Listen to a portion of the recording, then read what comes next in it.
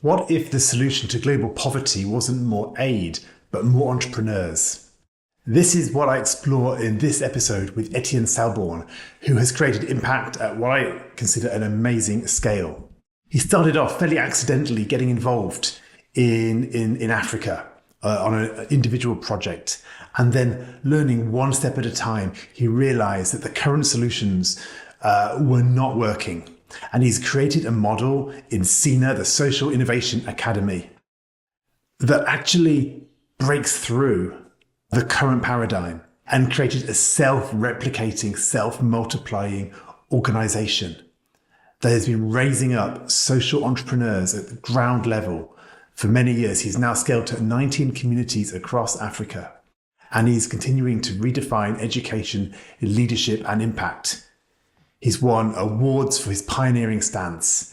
But what I love about Etienne is his humility, his desire to make an impact, and his radically decentralized model, so that he creates a movement that grows beyond him rather than something that he personally needs to manage at every stage. So if you want to multiply leaders and leave a legacy that lasts, listen in to Etienne Salborn of SINA.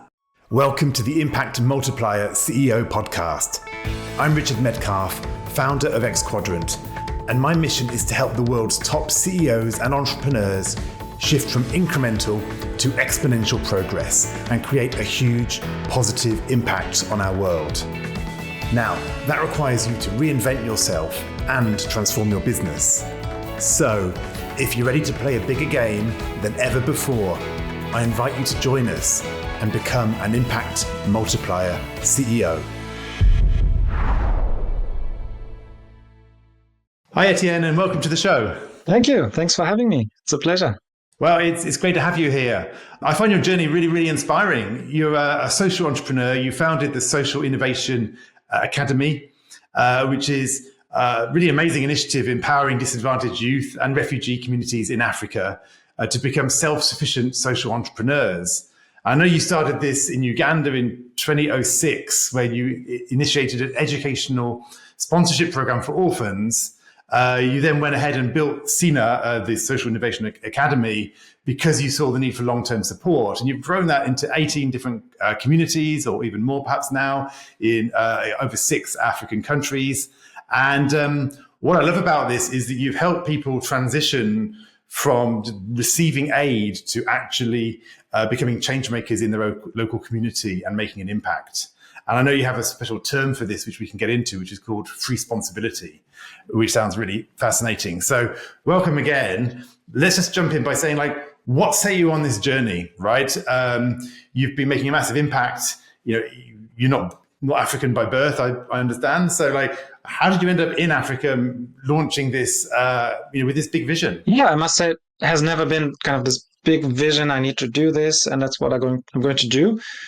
But it's been a continuous journey of one challenge needing a solution, leading to something that again had a challenge, and along the way we are where we are today. And so, like you said, it started in 2006.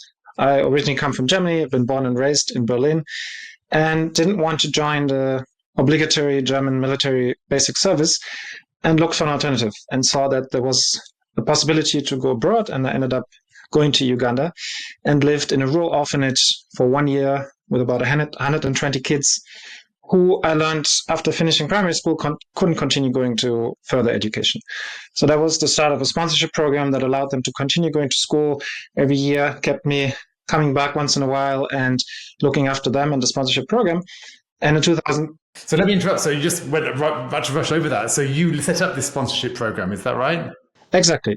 First with about 10 kids, 15 kids, and then every year about 10 to 20 joined. So it started growing every year slowly. And the kids would go into different boarding schools, and families in Europe would support them with the tuition fees to go to the boarding schools. Amazing. So basically when you were there, you saw this need, you said, need to get these children into school.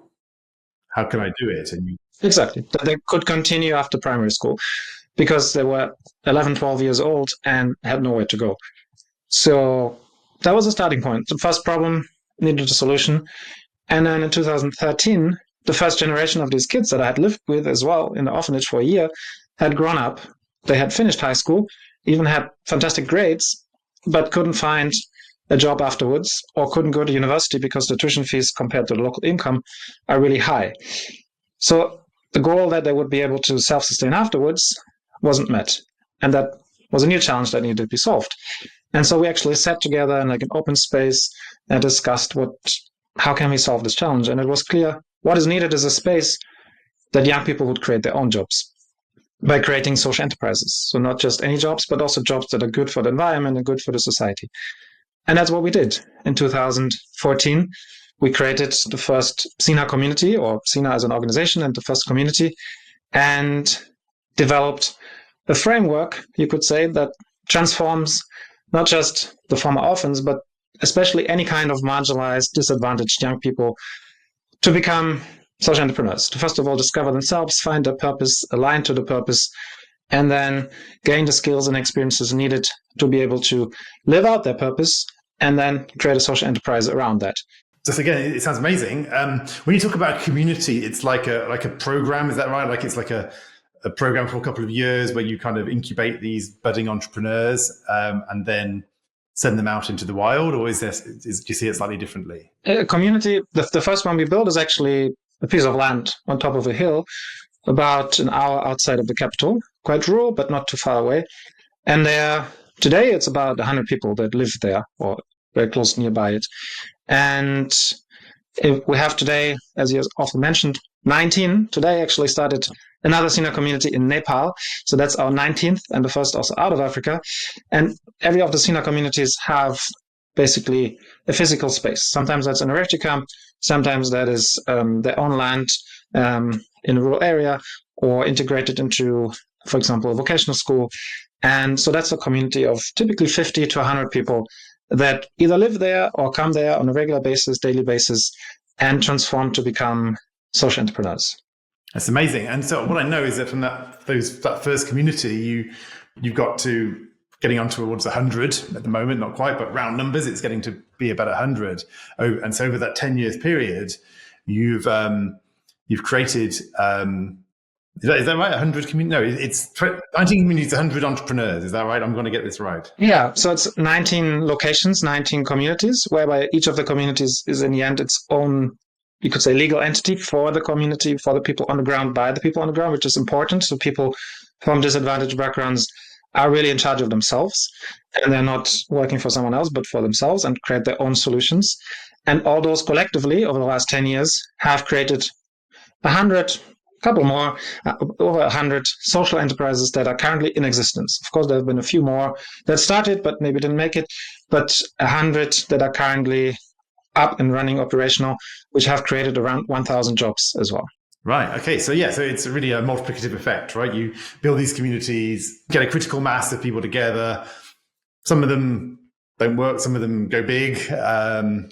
And then that allows you to multiply. And I think what I love about your vision, Etienne, as we were speaking in an earlier conversation, as we're getting to know each other, is that you've got this vision to, that was the first 10 years, right? Creating perhaps 100 social enterprises over that first 10 years. And you want to create 100,000. So 1,000x of multiplication in the next 10 years. So I think there's really two sides to this story, right? Let's look at these two phases, right? The first is, how did you create the first 100? Right? So like, what did you learn on that process? And then the second question we can get to perhaps afterwards is, what's it going to take then to scale 1,000-fold? So let's start on that first one. What are your learnings? I mean, because you said that you started with no big vision. It wasn't like you said on day one, I'm going to transform Africa or something. You said, I've got some orphans here. They need schooling. And they're like, these schooled people, kids now need jobs and they can't get them. And so you say you took it very incrementally, solving the problem that's in front of you. So how did you then, what were the problems you had to solve at that point to kind of create what you have now? What were the main obstacles? Yeah, so I think one of the main obstacles is myself, you could say. So I knew that from the beginning, and everything we designed in SINA collectively, but also in a way that it is self-organized, distributed authority, is not dependent on me. I'm not the boss. or I'm not the one that people work for, but they work for themselves. And that's key. I learned that also in my studies. I studied peace and development in the master while the sponsorship program was developing. And there I realized you have to start with yourself. If I want to create peace in the world, I have to first have peace with myself, and then I can go out and support maybe others in the same process. But it starts with me. And so the same idea for helping young people to become the change they want to see. They have to realize who they are. They have to align to their purpose and then be the change they want to see by implementing, for example, social enterprise. So with that, one learning was that it cannot be, also knowing the background that so many people have come to Africa and said, this is wrong, this is right, you should do this in this way. And that almost never really lasted beyond the person telling people what to do. So we have a completely different approach that is really the people for themselves and also holding each other accountable. So we're using an adapted version of holacracy that distributes authority to keep the organization running. But it also becomes, over the years, it became kind of the curriculum.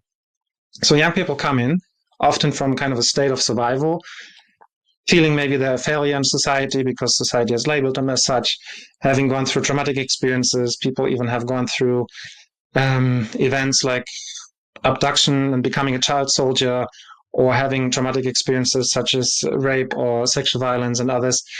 And many have not gone far in formal education. So helping the young people, first of all, to discover themselves, that was a big learning to develop the individuals. And we spent about 3 months in the beginning in the training that helps that. People almost transform like caterpillars, become butterflies, meaning the young people might not even realize that they have the potential to transform because the environment they're in, it might not happen. But then when they come to SINA, they realize the difficult past doesn't have to define their future. They can redefine their future. They can set new goals. They can learn the tools how to work on the goals every day and make them happen.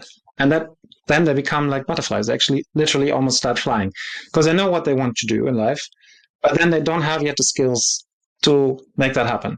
And that's where the self-organization comes in, that people take up roles and responsibilities, aligning to their purpose, take up roles in finance if that's in your interest, take up roles in training if that's in your interest. So every SINA community in the end is run by the people. There's no outsiders that need to come in. I'm not giving any sessions, but it's people that have gone through the program that become key role fillers and run the organization, which also means there's almost no staff. People become the staff, the beneficiaries become the staff, and they are then the ones keeping it running, keeping it going, and in the end leaving with their own enterprises at some point, and in the meantime growing personally, professionally, and also keeping the running costs of each of the communities low because you don't need to pay staff. Amazing. So yeah, I love the way you've really taken away the friction to growth, right? Because it's self-sustaining. It's not a structure you have to impose. So 2 questions, I suppose. The first question is, what's one of the kind of the most helpful reframes that people have, or an exercise that they do, like in that 3 months when you're helping them discover themselves and get over their kind of traumatic past or their limiting beliefs about what's possible? What's like a moment which tends to kind of really create an aha moment for them? Yeah, there's several ones that we have inbuilt, or they're also a little bit adjusted according to the different needs. We have almost half of the SINA communities, for example, in refugee camps or refugee settlements. So that's a little bit a different environment than maybe in a city or in a rural environment. So people have, with a framework, the liberty, or they have to adopt it. It's a little bit more like nature replicates. The tree has all the DNA, or the seed has all the DNA it needs for growing in a different location, but then it has to locally adapt. And the young tree will look different than a mother tree, but it's the same species. So people have to locally adapt and have found some of their own sessions that are then again informing each other. Maybe this has worked for us. I can also try this here. But some that, for example, are typical is within the first 3 months that we also call the confusion stage, because it can be quite confusing, is people come from, again, this often failed educational system where there was a lot of exams and maybe they didn't do well on them. And then in SINA, there's no exams, there's no grades or anything like that. But then we have a specific activity that we do, which is a little bit radical, but really transformational and has worked well. So for the aha moment, it really works well. So it's like to have a facilitator come in the day before and doing something more a little bit like a lecture style session. And then the next day, same person comes back and says very angrily, you didn't pay attention. Now we're going to do an exam, and whoever is going to fail it has to leave SINA, has to leave the organization. So put people under a lot of pressure. They know back from the school system, and some people even start crying, and that's okay, because then they do the exam, and we collect it, put it on the ground, and literally set it on fire, burn it in the room. And then other people start crying, the ones that thought maybe they did well, and like, why are you burning it? So they don't understand. And that's leading to a discussion. Why don't we do exams in SINA? Why are you not learning for the teacher and you have to find the right answer? But why are we helping you to discover your own answers, or answers that no one has found in the world, like how to solve climate change or other things that have no answers? So it's leading to kind of an introduction into the system of SINA and how it's different. And that, for example, has always worked well. Wow. Yeah, amazing. So yeah, I love these. Well, it really shows that, right, you've been thinking very carefully, right, about the experience that you're taking people through, and there's a freedom to evolve with that, as you said, and for each community to figure out what its unique take is going to be. Which kind of brings me to the second question I had as you were sharing this, which is, what is the structure that you do put in place? Because you're saying basically you're not doing it. You're trying to employ a special team to do this. It's the actual beneficiaries who then become the leaders and who then raise up the next generation within the system. And so, is there some need for some what is the need for the centralized component, or the oversight, or the structuring, or the creating the common language or vocabulary, or maintaining those standards? How do you kind of see your role in creating something that's recognizably SINA, right, versus a bunch of people meeting other people? Yeah, that also evolved a little bit over the years. So we started with this one community in 2014. 2016, there was the first group of refugees that found SINA and joined and said, if the goal is for us to create a social enterprise, can we not replicate the model of SINA and make that our social enterprise? And so we supported them, and they took it to the refugee camp.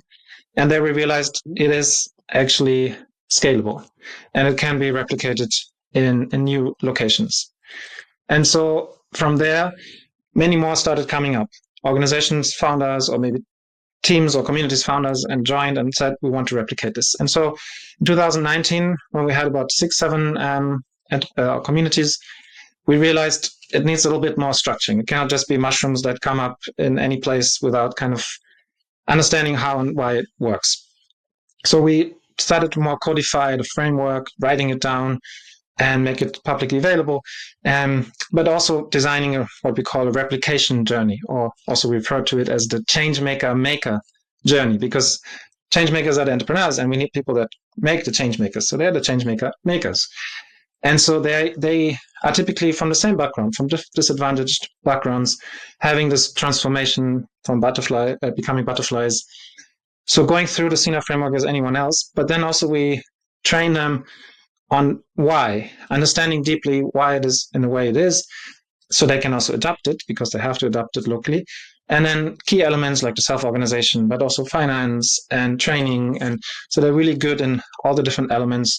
And it's a team, typically 3 people that come to the main SINA community or established SINA community, spend there about a year to really go through, and then going back to their own communities and then getting it started. So that means often it has worked super well, because it has given themselves so much that they want to pay it forward.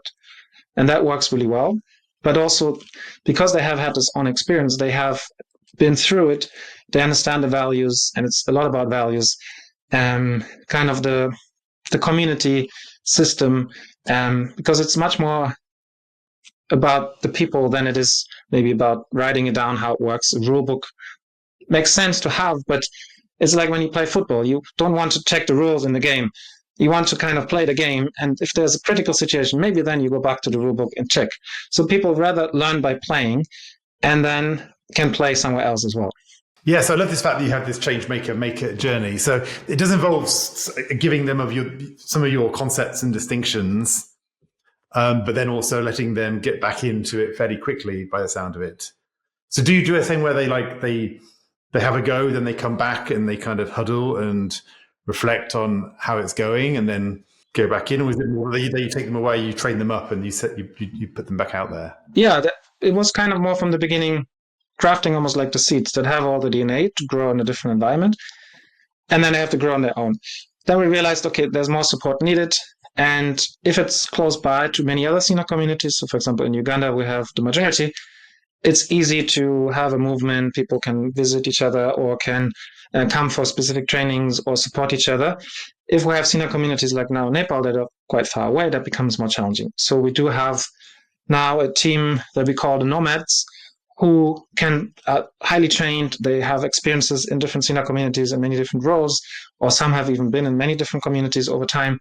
And then if there's some support needed, we can send them to a community and they spend there a longer period of time, maybe up to 6 months. And now we're also running kind of an experiment that they will go, for example, to Nigeria soon, whereby Nigerians have been in Uganda only for 6 months to shorten the time of replication. And then they go on the ground and help the team getting started. And then the next evolution will even be that we have a team of skilled, experienced people that can go into altogether a new community. So again, the time of replication is almost halved, because then they can start from the beginning, having beneficiaries who again become also trainers, mentors, coaches, become co-owners of the organization or running the organization. And so then the original team that came to start it slowly goes out and the community keeps on running with kind of a regenerative cycle where, again, beneficiaries become the owners of the organization and in the end transition out with their own enterprises, and new ones keep it running. I hope you're enjoying this conversation. This is just a quick interlude to remind you that my book, Making Time for Strategy, is now available. If you want to be less busy and more successful, I highly recommend that you check it out. Why not head over to makingtimeforstrategy.com to find out the details. Now, back to the conversation. Yeah, amazing. So tell me a bit about this kind of key mindset transformation that it sounds like you've had to bake very much into the program, which is really about, I think it's about, as I understood from our previous conversation, people perhaps often come with a sense that they need to be told what to do by somebody. And you actually really empower them to say, no, you are a change maker, right? You get to create this journey yourself.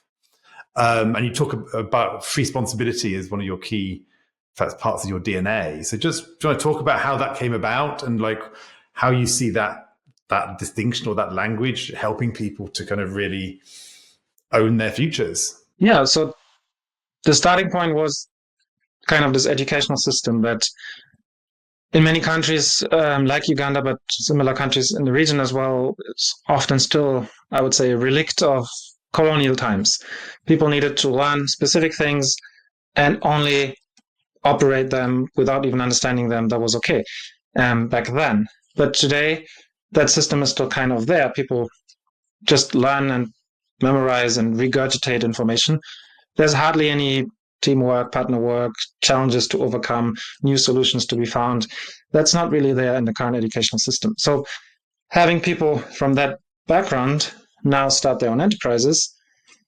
Yes, people for example, in Uganda are very entrepreneurial. It's one of the most entrepreneurial countries in the world, but that's out of necessity to survive. So what people will do is riding a motorcycle taxi, selling stuff on the streets, agriculture as well, if they have their own land. So things that can help them survive, and that's great, but not something that will transform the economy, that will create jobs for others, or at best, maybe for a couple of people. So we wanted to take them to the next level, how to create a real enterprise, a company that employs tens, hundreds, thousands of people, and also helps the economy by really paying taxes and everything. So that was a difficult starting point to overcome. And free responsibility has been our philosophy that has made that possible. So people come into the organizations, into the different SINA communities, and are given a lot of freedom because they are co-owning it, co-running it, but it has to come together with the responsibility. That's why it's one word in our SINA language that cannot be separated. It has to be together. The freedom must come with the responsibility. And so the more responsibility people take up by, for example, taking up small roles, the more freedom again they will gain, which is a natural thing.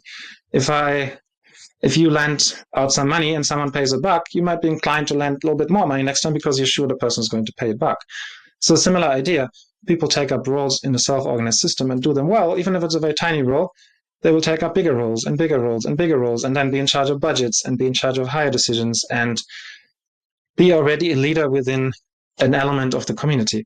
And that's all free responsibility. And people have to also, when it comes to social enterprises, be aware what are the challenges we want to solve and what are the root causes of their challenges, and also the solutions we are creating. Is it really creating a solution, or is it creating new challenges? So really always be aware the freedom I have to do something, where does it stop, and maybe where does it infringe or touch upon the freedom of others, and be very conscious about that.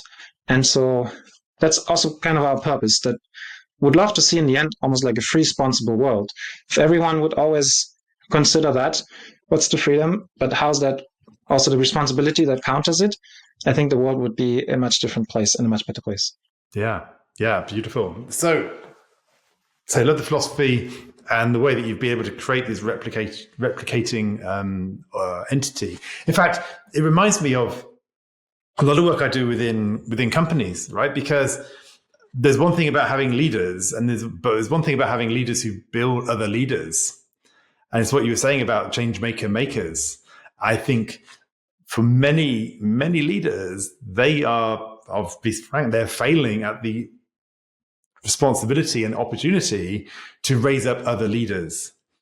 Because what they'll tend to say is, I just don't have the right people around me. I've inherited some people or whatever. They're not operating at the right level, which basically what they're really saying, when you say like that, is it's like, I just need to import other people who have been properly trained, right? And, or I'm looking for the magical unicorns. But what I love about what you're doing is you're saying, no, everyone's, they might come in with a certain way of thinking, but actually, we have a journey for them to help them step into new levels of leadership. And then we have a journey to help them then raise up the next generation and start to multiply the number of leaders within this entity, right? Because entrepreneurs, they're leaders, right? But even within a normal enterprise, there's the same dynamic going on. And so I think what you're sharing here is inspiring for what you're doing in its own world and relevant to perhaps many other movements, but it's also relevant for every leader, because if you can make leaders who can make leaders, then suddenly you are leading a movement of change in whatever industry you're in. So I do love this angle. So let's talk about the next stage, which is, Etienne, you said... Maybe one more thing to add there, which, if you think it through, in the end, what we're trying to do is always becoming obsolete. Like myself, within a role, within a community, within an enterprise, because, for example, if you're a social enterprise and you're really trying to solve a challenge, a problem, the goal shouldn't be to sustain forever. It's not sustainability, but the goal is to actually have that problem solved. And if it's solved, you're done. Maybe you move on to different geography or you're moving on to different field, but the problem should be solvable. And as well, for me or for other leaders, the goal should be to empower others to take it over and do it better than I can. And then I can, of course, move to something else, or the growth or scalability of it. But that's often what I see people not so much considering. They're doing it well and they're standing in the way potentially of others taking it over, doing it equally well or even better. And it's almost like in a forest. I always like natural metaphors.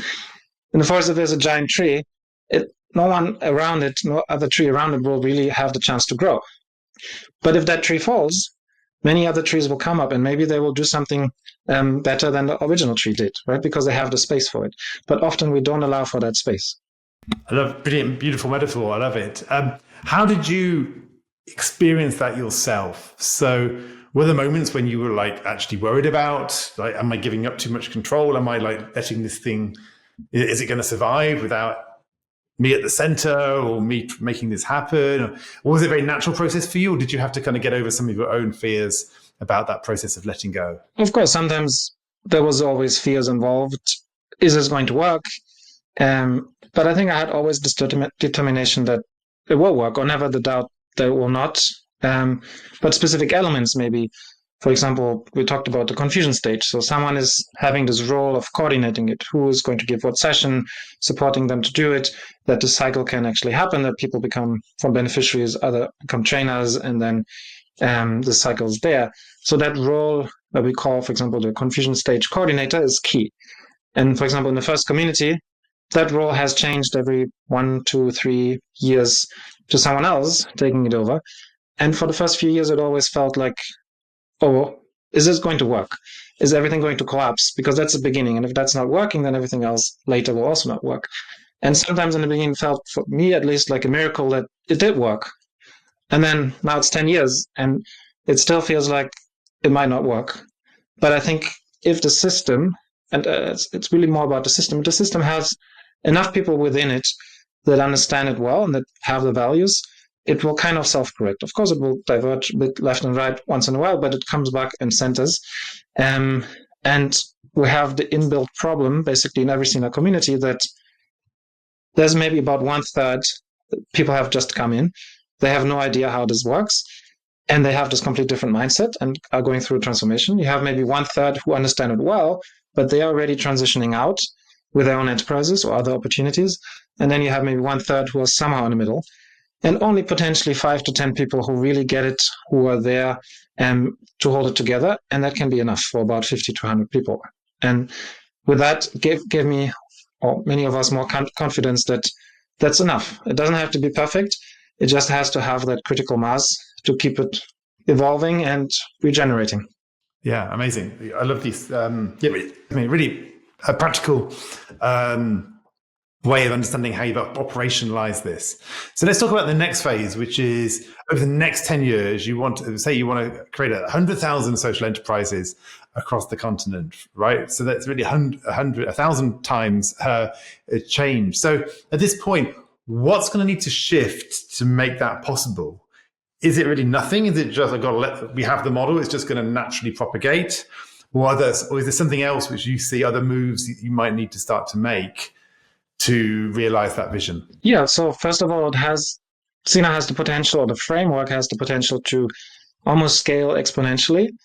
Why? Because again, it's not that we're scaling an organization to have many branches.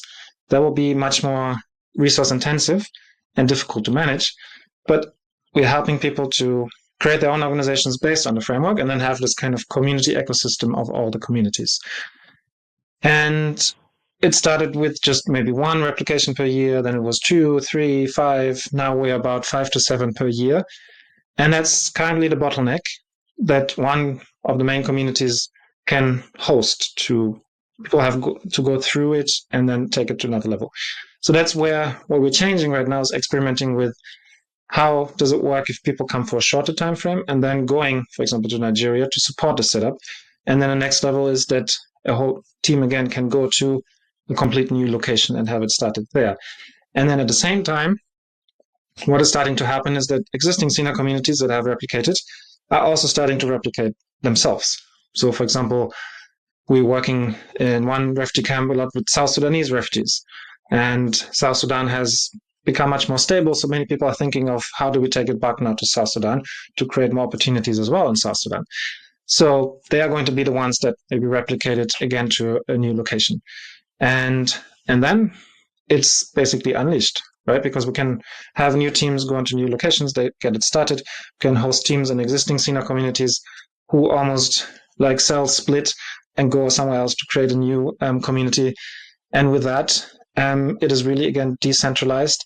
But what keeps us all together is the purpose, the values, and this framework that also collectively evolves. People's best practices from different communities are brought back into it and it evolves. And so everyone owns it, everyone can make changes to it. And this way, I do believe, of course, it's an ambitious goal, but it can be possible to have 1,000 SINA communities that have created 100,000 enterprises within the next 10 years. And we're already coming to, I would say, a tipping point where more traditional institutions are starting to partner with us. And that can later as well change the whole system. That, for example, 2 of the newer SINA communities from last year are in vocational centers who have potentially a challenge that young people pay tuition fees, gain skills, gain a certificate, but then don't find a job. So what's the point? And now alumni of those vocational centers are the ones that are having a SINA community in it or next to it, working with alumni to create their own enterprises to become changemakers. Or we're working with a local government in Nigeria for the replication there, which is also, again, kind of a different system that they know within their educational system, and now SINA is coming in, and maybe it will create a change that not just in Nigeria, but in many places where SINA communities are present, the local communities, the countries, the regions might see that, okay, do we still need basically one teacher that stands in front, tells people what is right and wrong, or can education have a different approach that people become the teachers themselves, and also for a specific purpose, not just to gain knowledge and skills, but to actually in the end create something tangible like a social enterprise that can create change. Yeah, I love the way that you've identified this bottleneck, and you're very clear because at different stages the bottleneck was different, right? And now you're saying it's actually now it's a replication game, right? And we need to kind of like crack that.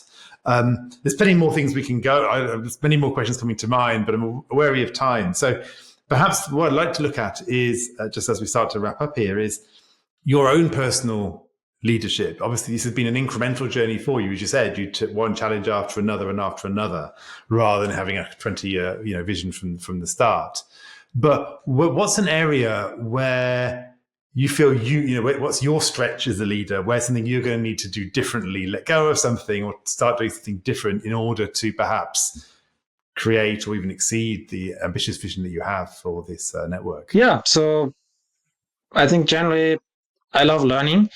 And I'm aware that I know maybe many things, but also many things I don't know at all. Even if I think I know them, there's people that can do that much better. So do always listen and collectively drive things forward. And that's still, especially a little bit coupled with a little bit of a perfectionist that I am.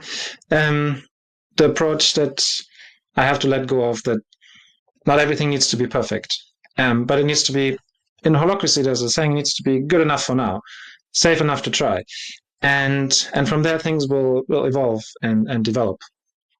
And I think also for my own leadership journey, I love anything to do that keeps me in balance, from mountain unicycling in Uganda to other things like that. And that's also something that many approaches, for example, on the African continent, when it comes to things to do with finding your own personal well-being, maybe they're not as much, or the whole field of psychology developed yet as in other parts of the world. And so that's also something to learn from, that, again, maybe it's not the right approach that we should copy and say, this is, again, what you should do, that you need to do meditation like that, because in India or wherever it works. But finding ways that people can interpret it themselves and develop their own, or finding local strength. And then if it works in one place, they can be the ones suggesting it to another and say, this has worked for us, and we can maybe support you to try it out and see if it works for you.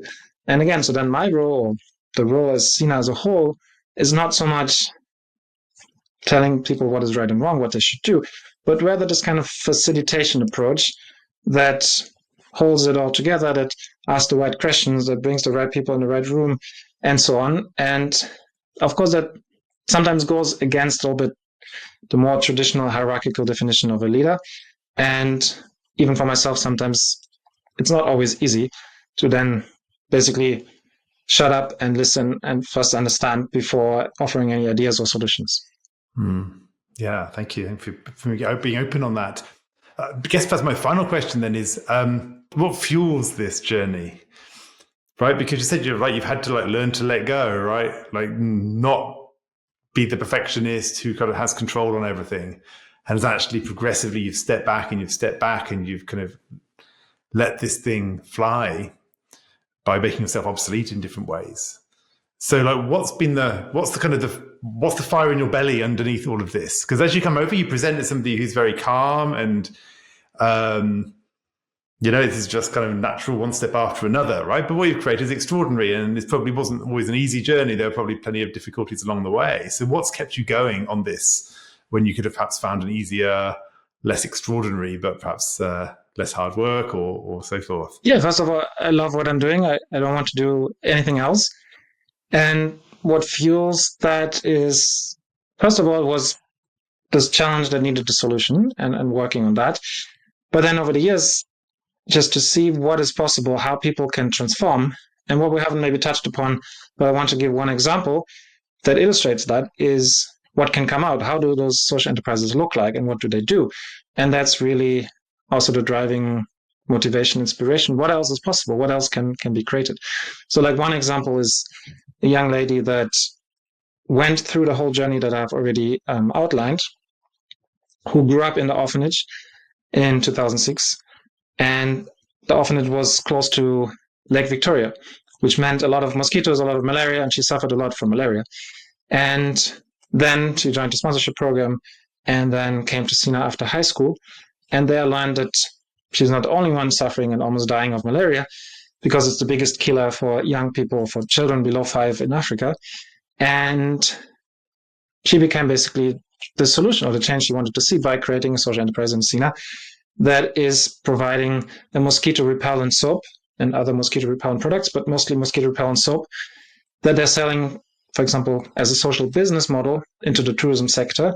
Hotels need a piece of soap in every room every day, and that profit is used to subsidize sales into the villages where mothers with young kids need it the most, but typically couldn't afford it. So with the subsidies of the tourism sector, they're able to sell the soap into the villages at the same price as any other ordinary soap, and have, we don't know how many, but have actually saved lives. And it has been scientifically proven that there's a reduction of malaria cases, and it works. And today they have about 60 employees, their own factory. And the young lady that I met when she was 11 years old today is really a leader that is inspiring thousands of other women across Africa, having spoken on platforms like the World Economic Forum in South Africa and things like that, to be a role model. And that's just beyond words that I could have never imagined that this is possible. And again, it gives so much hope and inspiration to others.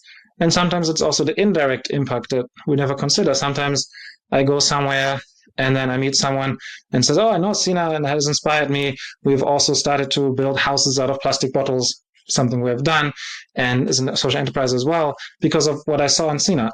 And so sometimes it's just the fuel, what next, what's possible, and how can we make the world a better place, which is highly needed. Couldn't agree more. Etienne, this has been a fantastic conversation. A tour de force, really, of the magic of multiplication, which my business is called X Quadrant. And the reason I put the X in it was because I believe so powerfully in the idea of multiplying leaders. And you're a living example, brilliant example of what's possible when you really, really go for that. So thank you for everything that you're doing. And what I loved as well is really just that final framing of, you started with challenge and you've kind of moved into possibility. And I think it's just a really helpful lens actually to look at life through. So because often we need to solve challenges, and at some point we can start to go, oh, what else might be possible, right? What do we want to create to this point?